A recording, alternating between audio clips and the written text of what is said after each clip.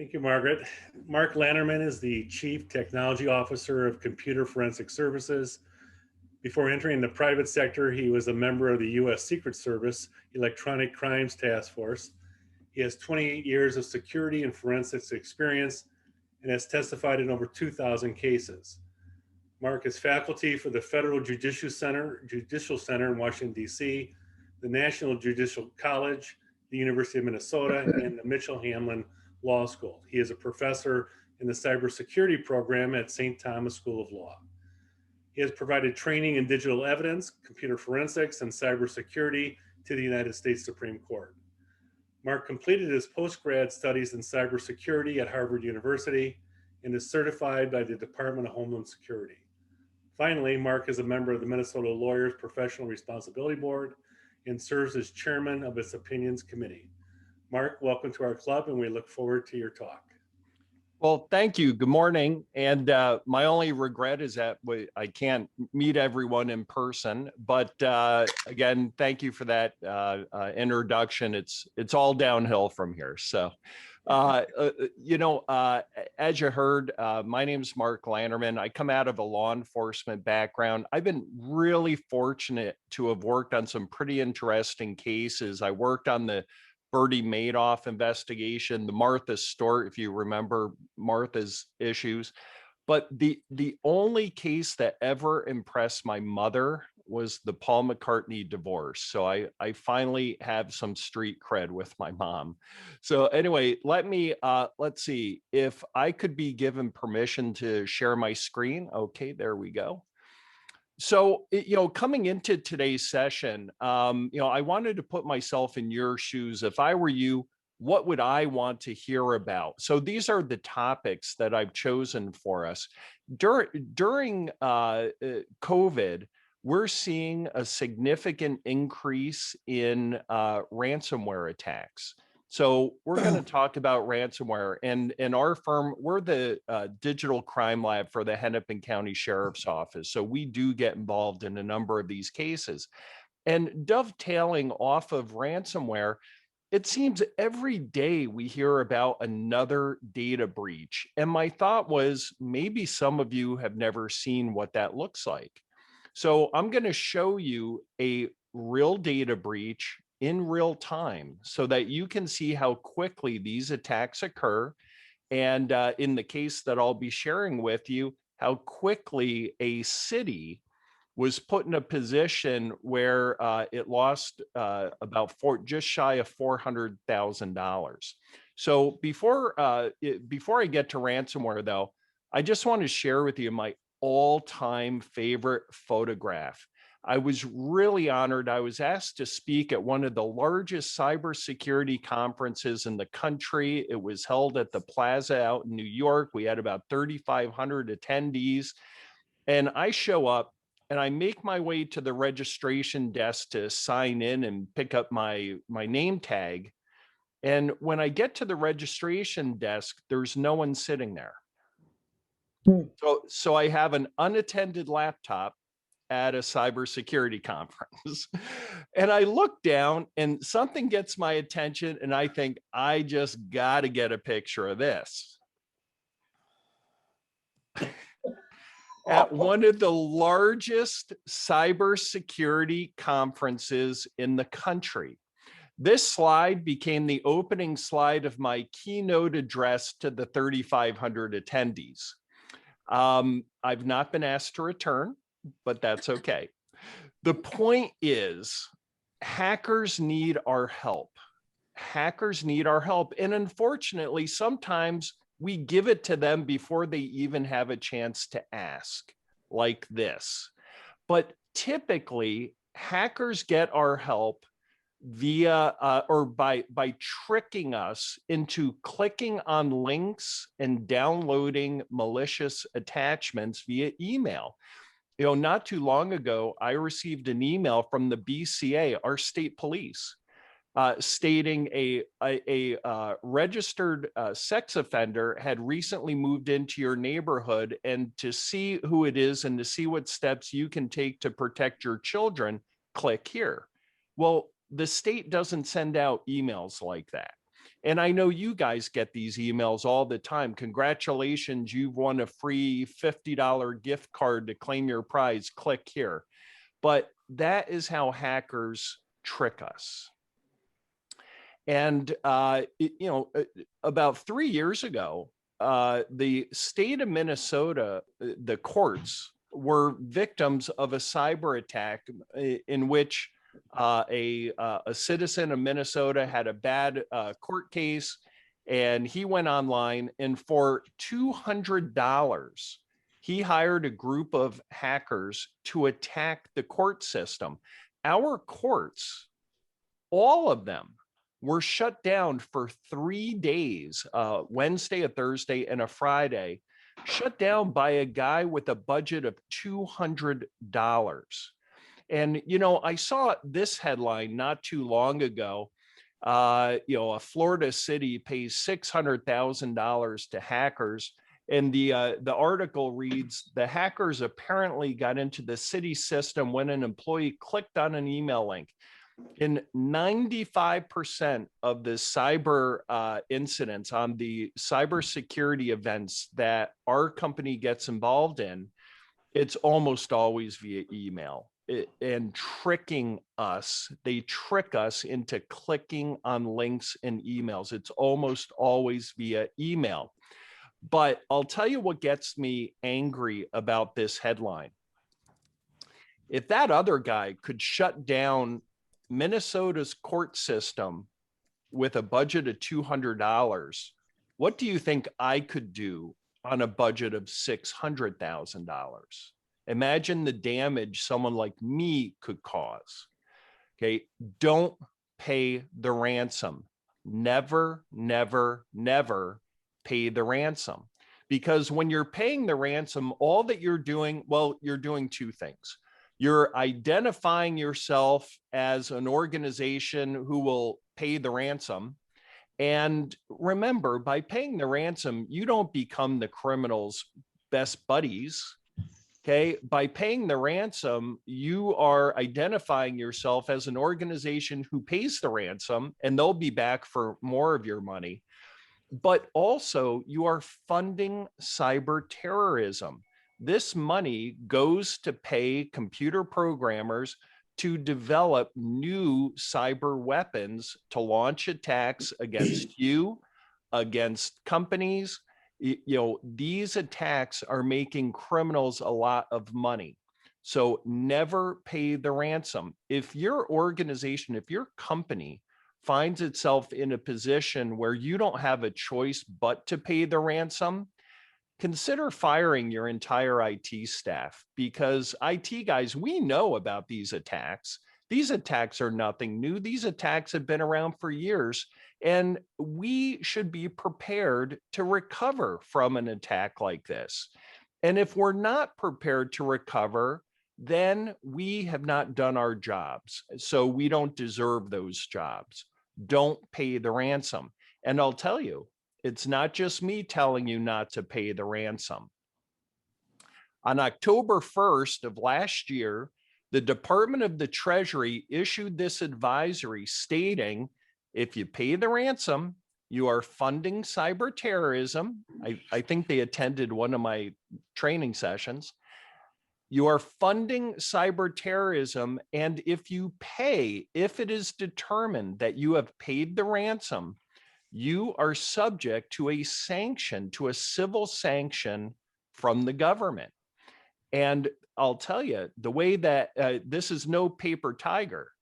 I have a case right now in which I'm working with a company who, against my advice, paid the ransom and found themselves subject to a $110,000 fine from the government.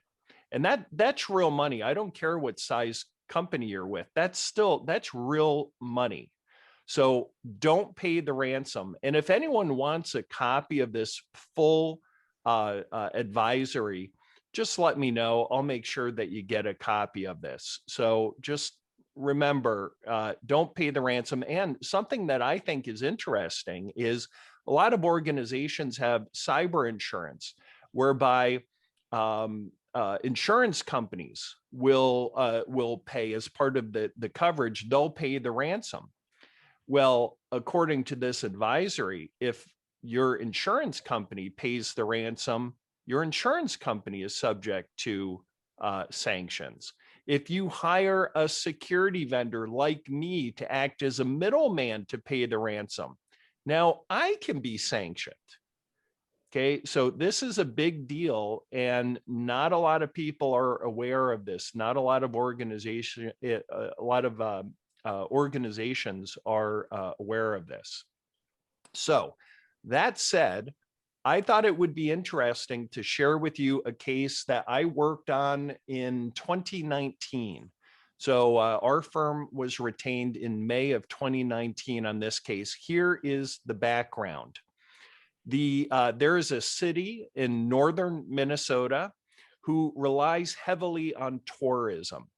And, come and spend your vacation on the beautiful shores of Lake Superior.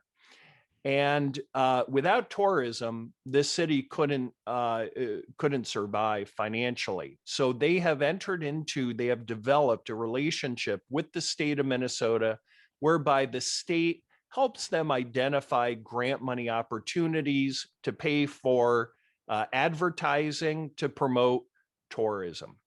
So one day, the city finance manager, who is also the HR manager, gets this email from her counterpart at the state of Minnesota.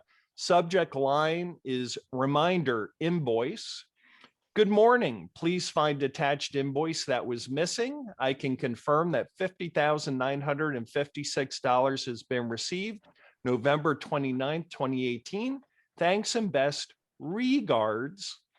And we can see here that there is an attachment to the email. And judging by the file extension, the .doc, I think it's safe to assume this is a Word document. City finance manager gets this email out of the blue. She has no idea what this is about. So what does she do? Well, the same thing you and I would do. She double clicks on the Word document and opens the Word document, right? So when she does that, she sees an error message. And I'm going to show you that error message here in a second. She sees an error message. What she doesn't see is in the background, this Word document was programmed to go out to the internet and download malware, bad software. And in this case, what it downloaded was something called a remote desktop application, which means the hackers, while they are sitting in their mother's basement, because that's where most of them live, could connect to the finance manager's computer and take control of the computer without anyone's knowledge. Okay, so she sees this error message, but she doesn't see all of this nasty stuff happening in the background. So she double clicks on the Word document and has trouble opening it. So what does this employee do next? She forwards this email to 70 of her coworkers. Hey, I'm having trouble opening this Word document. Can someone give me a hand? Thanks. Well, by doing that, she single-handedly infected 70 additional computers. So now the city is completely compromised, but they don't know it. And what did the hackers do? They do nothing but sit and read emails for 5.5 months, gathering information and putting together a plan on how to make money from this. 5.5 months go by, and then on a Friday morning, the hackers make their move. The hackers log into the finance manager's computer and impersonate the finance manager by sending an email to the city's bank. Hey, Joe, how you doing? You see, they knew everyone's name because they've been reading all of the emails for 5.5 months. Email to the bank. Hey, Joe, how you doing? How are the kids? Hope everything's going well. Hey, listen, I'm in a jam. I apologize. I know this is last minute, but I forgot to tell you, the city, we have a new payroll processing vendor. and payroll is funding this afternoon. So again, I know that this is a last minute thing, but please do not send payroll to the bank account of our 15-year payroll vendor. Please send the money to this new bank account, the bank account controlled by the criminals.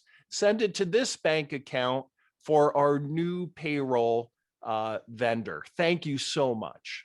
The bank doesn't bother to pick up the phone, doesn't confirm the instructions. Instead, the bank just sends nearly $400,000 to this different bank account, the bank account controlled by the criminals. That occurred on a Friday. Monday morning, the finance manager gets inundated with phone calls and emails. Where's my paycheck? Where's my direct deposit? I have bills to pay. What's going on?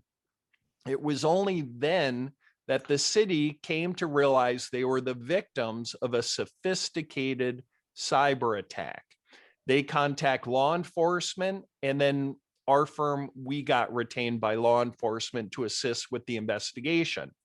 So we traveled to northern Minnesota and we started collecting evidence from about 70 computers.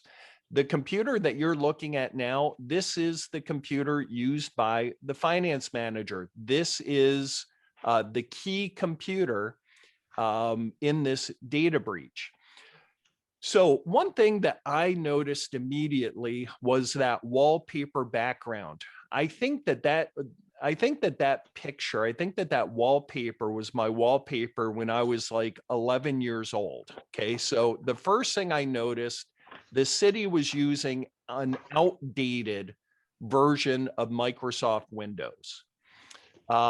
This computer was also missing 5 years of free Windows security updates. Not a single update had been applied. I guess free wasn't in the city's budget those 5 years. No antivirus, no anti-malware, pretty much no security at all. Golly, how did we ever get breached? So I thought it would be interesting to show you this data breach in real time. So when I count to 3, I'm going to open that Word document and you're going to see exactly what this employee saw when she opened the Word document. But most importantly, you're going to see in real time exactly how quickly this city was completely compromised. So again, when I count to 3, I'm going to open that Word document. 1, 2, 3. An outdated version of Microsoft Word. That's it. The attack is over. That fast, that city became completely compromised. And this is the error message that I mentioned to you. And the error message reads, you are attempting to open a file that was created in an earlier version of Microsoft Office. Attempting is spelled ATTEMTING. Vanna, may I buy a consonant, please? Okay, so that fast. Now, here is something that I thought was pretty interesting. The city, after they lost about $400,000, they filed an insurance claim. This is a city that can't afford to lose $400,000. Who can afford to lose it? They filed a claim to cover that loss. Their claim was denied. And the insurance company relied on my report to deny that claim. And the reason why it was declined was the insurance company believed that the city had not taken reasonable steps to protect against an attack like this. You see, you're not expected, no one is expected to have perfect security because it doesn't exist. Okay. I don't have perfect security. And certainly this city didn't have perfect security. But you have to take reasonable steps to protect your data. And based on my report, outdated Microsoft Windows installation, no free security updates installed, no antivirus installed, no anti-malware installed. The insurance company's position was the city had not taken reasonable steps to protect against these attacks and denied that insurance claim. I'm not saying that that would happen to you if your organization faced a breach, but just remember, you don't have to have perfect security because you can't, but you do have to take reasonable steps to protect against this type of an attack. So I wanted to, leave a little bit of time at the end for discussion and questions. Do we have any questions? Mark, thank you. First of all, what a fabulous webcam you have. You must have spent some money on that. Thank you. I've got a couple questions here, but if you could talk about when we first met, and I asked you to make the presentation, we talked a little bit about international security and what all this technology would mean between the competitions between United States and countries that we're not as friendly with. Can you talk a little bit about how that is going to affect things going forward? Sure. Well, that's a big topic. So, some of you may be familiar, a couple of months ago, there was an attack on a company called SolarWinds. And, it got some attention, and then it kind of died down.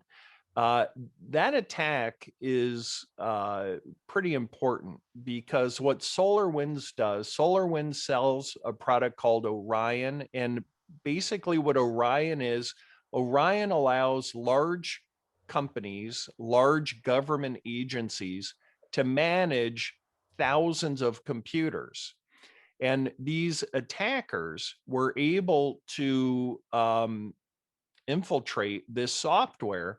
So now they were able to take control of the controls and put potentially a foreign government in charge of our networks. It's estimated that it's going to take years to recover from this. I'm surprised that it only got 2 or 3 days worth of media coverage. It's a pretty big deal. We've worked with a number of federal courts to recover from this attack. We've worked with a number of federal law enforcement agencies to help them recover from this attack. But that is the data breach that keeps me up at night. So when you say it's going to take years to recover, in the interim, what are those organizations vulnerable to? Well, they're vulnerable to basically without knowing it. It's very likely that a foreign government, and I'm not going to name which one, but it rhymes with Russia, has infiltrated these organizations' very complex computer networks and installed backdoors, which means even if you fix the original problem, because they had the ability to install backdoors, the fix for this is actually creating new networks. So the consensus is this isn't even an attack that we can recover from, and now we have to start over. And that's why the estimate is years. I mean, it's a devastating attack. And if you want to learn more about it, just Google SolarWinds. Thank you. A few questions from our members. One, for organizations that are threatened with a ransom, what are the operational consequences of not paying the ransom? Sure. So the operational impact is you better hope that your backups have been validated. Okay. The way that you recover without paying the ransom is you should expect your IT staff to have valid, clean, restorable backups. So the operational impact is you're going to lose a few hours, maybe a day, while your IT staff is scrambling to restore your valuable data. That's the impact. But I'd much rather see you lose, half a day's worth of productivity than wind up paying, hundreds of thousands of dollars in ransom and then also becoming a headline because the government found out that you just paid the ransom. I assume you have clients who don't have backups and all their data is locked up. What what are their choices? Well, they don't have much of a choice. So at that point, it becomes a business decision. Do we run afoul of federal law and pay the ransom? Or do we start from scratch? And sometimes organizations choose to pay the ransom. And I'll submit that's a failure on their part to mitigate this. Okay, organizations need to be prepared for it. Ransomware attacks, it's nothing new. And any organization that doesn't have clean backups, shame on you. And you put yourself in this position. So The next question is it possible for our election systems to be hacked? well, it depends what you mean by that. Okay. I'll tell you that I get asked this often. And just like in my example with that little post-it note, it's easier for me to hack a person than it is for me to hack the technology. What I mean by that is the way you influence an election is through social media. I think that is the real danger, just by posting, misinformation. And I'll tell you what scares me is some of these deep fake videos. You can't tell that they're fake. I mean, it looks like, it looks like someone is saying something controversial when in fact they never said that. So I'm concerned about the hacking of our citizens more than I'm concerned about hacking the voting machines. I have tested the security of a number of different voting machines. And while I could tamper with them if I touched them, I could not do it remotely, which means even if I did attack a voting machine or two, I had to get into the voting machine and I needed about 45 minutes alone with the machine to change a handful of votes. Is that enough to swing an election? I don't know, maybe. But if I really wanted to influence it, if I were a foreign power and I really wanted to influence an election, social media is the way to do it. You brought up these fake videos. Even though viewing them, it's difficult to tell if they're fake. Forensically, can you look at those videos and tell that they're fake? Yeah, often there are telltale signs, but it takes a lot of time and a lot of effort to make that determination. So it usually isn't financially practical.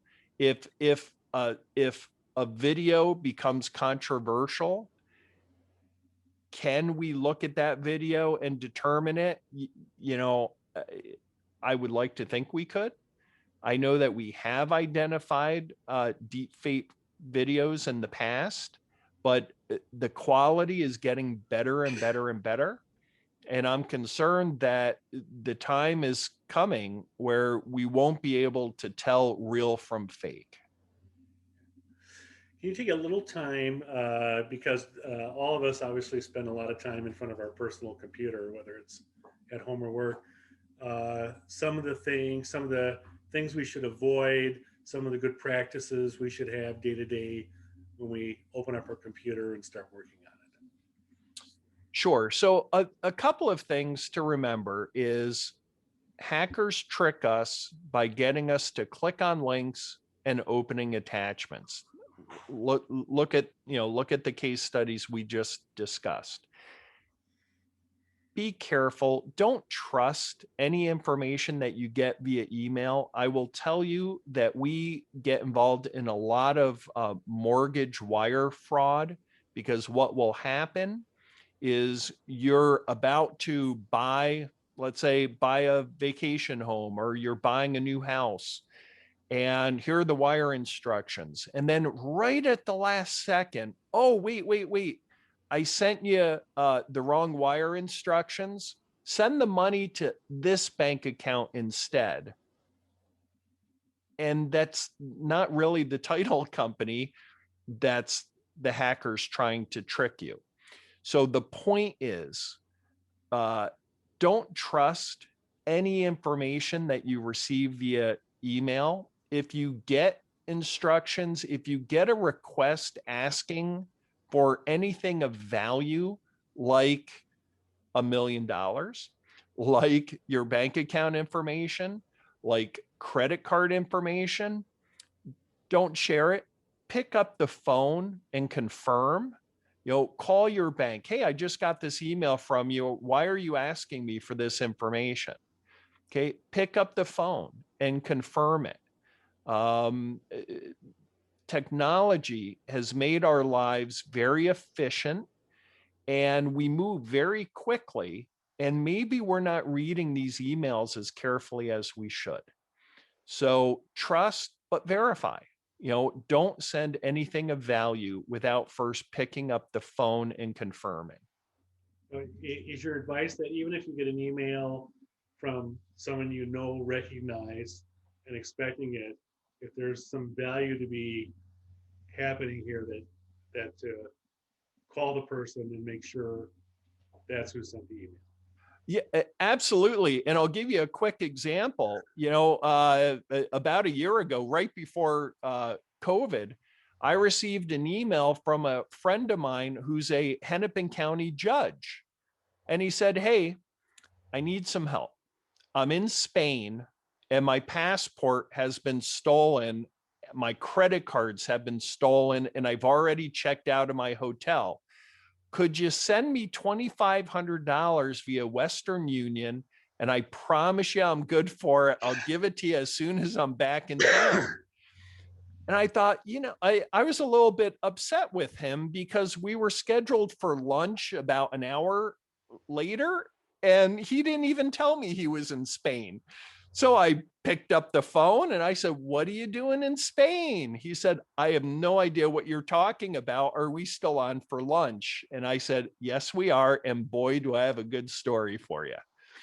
So even if, and it turned out that he had clicked on a link, downloaded malware, and the hackers had access to his emails now, which means they have access to his address book. So they knew who his friends were, and they sent this email to all of his contacts. 3 of them paid. So I don't care, even if an email is coming from a trusted individual, someone you've known for years, you don't know that it's them. So pick up the phone.